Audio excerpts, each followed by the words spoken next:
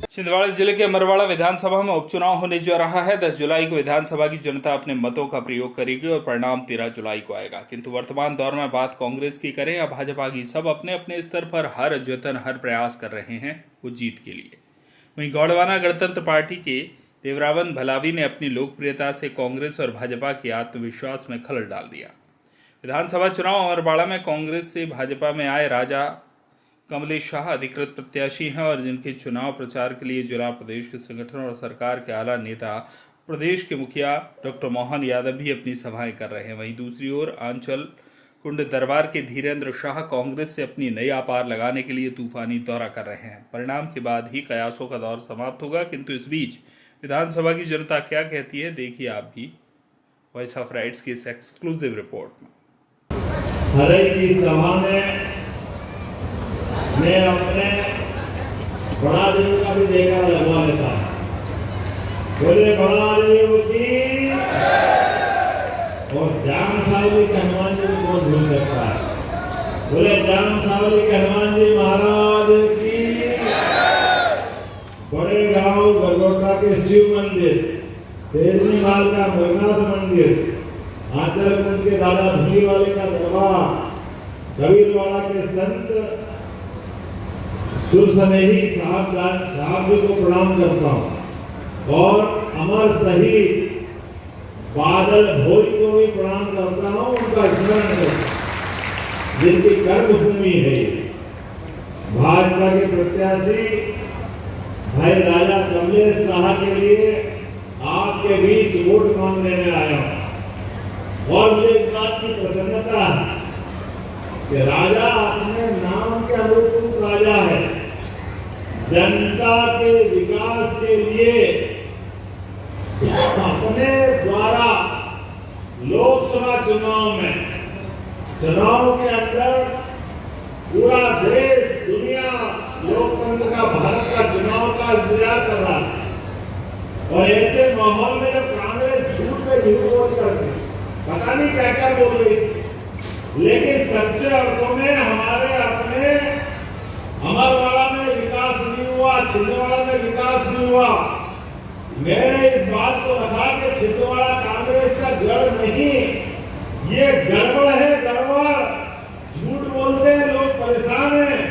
ये कहते छिंदवाड़ा मॉडल। अरे अपने हरई में पूछो, कहाँ तालाब में पानी के लिए गांव में परेशानी है कि नहीं है। लेकिन झूठ बोल के बार सांसद बनने वाले 40 साल से। लेकिन एक बहादुर, हमारा बहादुर राजा कमलेश ने कहा, ये विधायकी रखो तुम्हारे पास, मैं कांग्रेस को बाय बाय करता हूँ, डंके की चोट भाजपा के साथ आता हूँ और भाजपा के साथ आता हूँ। केवल कहा नहीं, उसी दिन डंके की चोट जब मेरे से सीएम हाउस में मिले तो मिले बाद में पहले इस्तीफा लाए विधानसभा से। उन्होंने कहा मैं जनता पे भरोसा करता हूँ, जनता मेरे पे भरोसा करती है, मैं जनता के विकास के लिए किसी भी कीमत पे जाने को तैयार हूँ। इसलिए विधानसभा की विधायकी से भी इस्तीफा देता हूँ।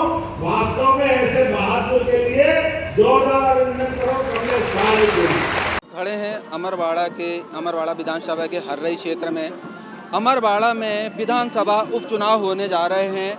यहाँ पर भाजपा के उम्मीदवार कमलेश शाह, जो पूर्व में कांग्रेस थे और इस्तीफा देकर भाजपा ज्वाइन किए हैं और उन्हें अधिकृत प्रत्याशी बनाया गया है, उनके सामने हैं उनके प्रतिद्वंदी आंचल कुंड दरबार के धीरेन्द्र शाह जी, जो 200 वर्षों से क्षेत्र में लोगों की सेवा करने के नाम पर जाने जाते हैं।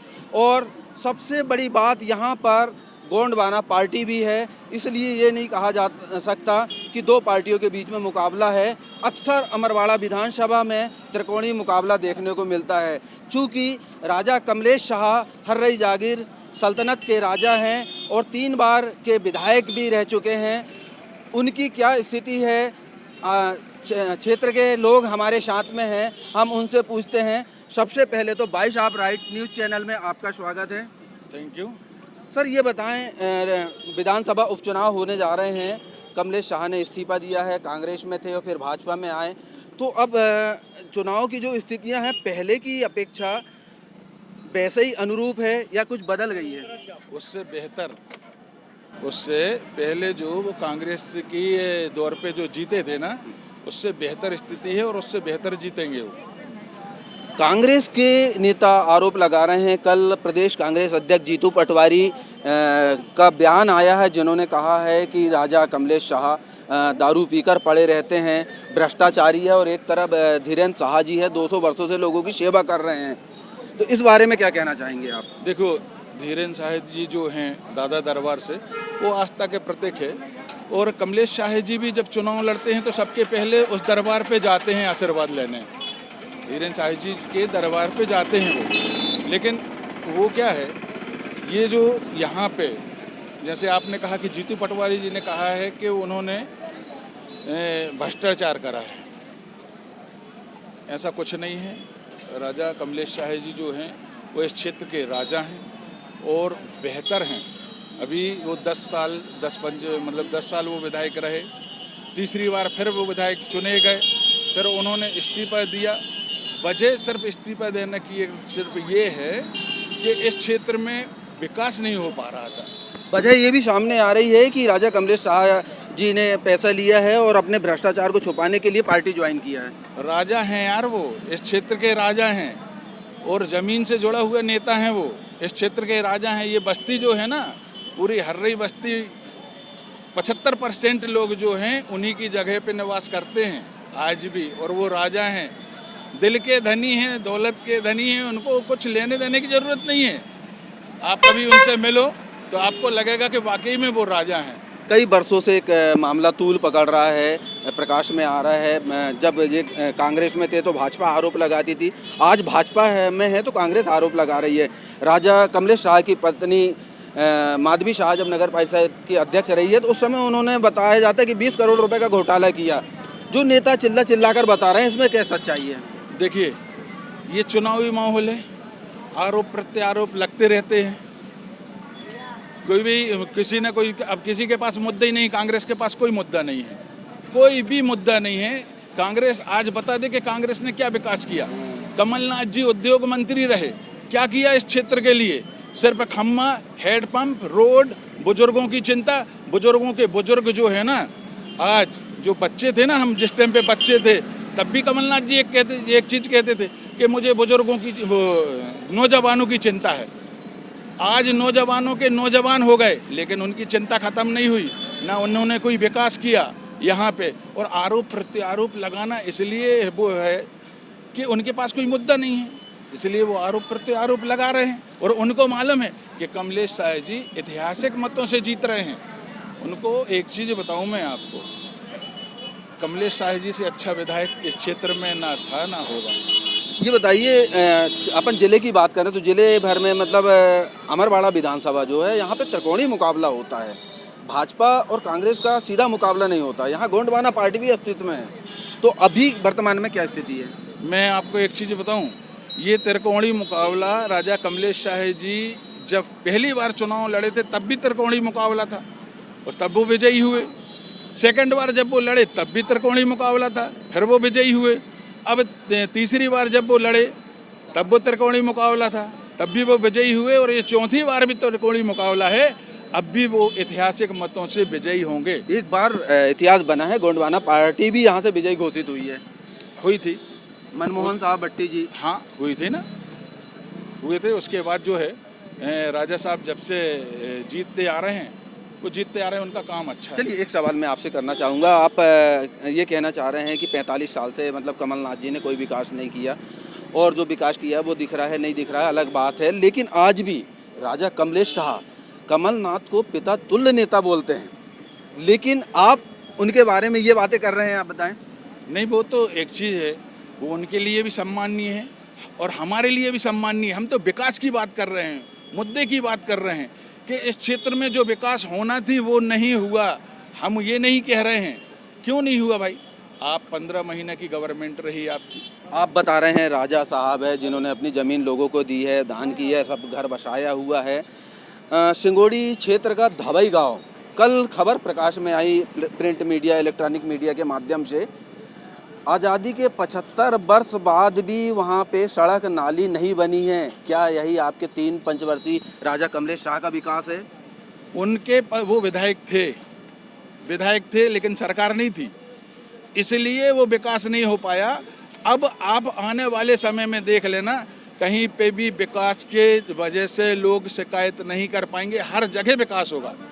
क्या परिणाम देखते हैं आप? किस वजह का?